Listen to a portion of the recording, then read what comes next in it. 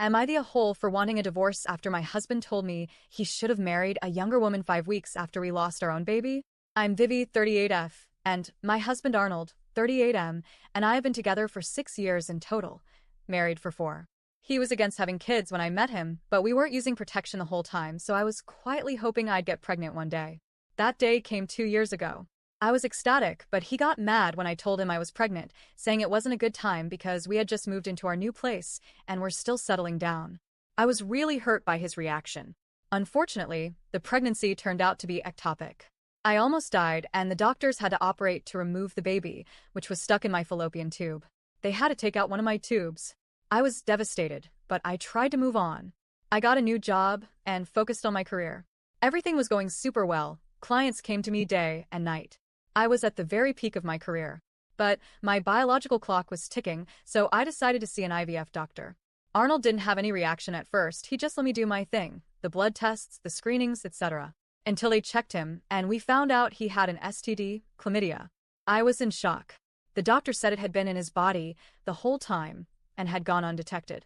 He also told us it was one of the possible reasons we never conceived naturally, due to Arnold's weak sperm count, and likely a major factor in my ectopic pregnancy.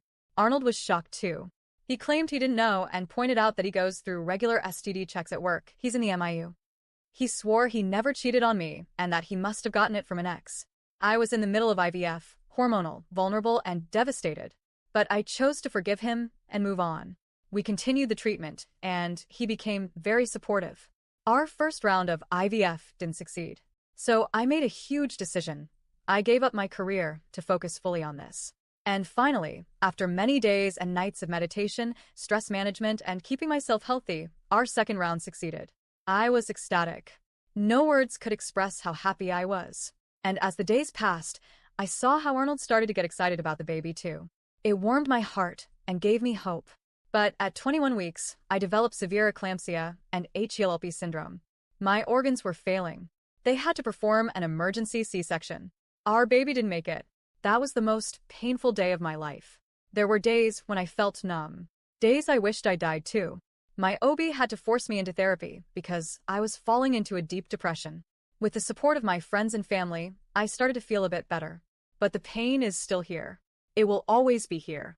Arnold and I began talking about trying again next year. I was scared because of the trauma, but I agreed because I knew how much he wanted to be a father and I saw the genuine excitement in his eyes. Fast forward 5 weeks after the loss. My friend invited us over for dinner. I obliged because I knew she was just trying to help me move on. Arnold got super drunk that night. When we got home, he asked for food, so I started making something for him. He started being rude. He always gets like that when drunk. I tried to ignore it and kept cooking. Then he sat down on the couch and said, I should have married a younger woman so I could have a baby. I froze. I couldn't move. He looked at me and smirked, then added, You like it when I'm drunk, right? 'Cause that's when I tell the truth.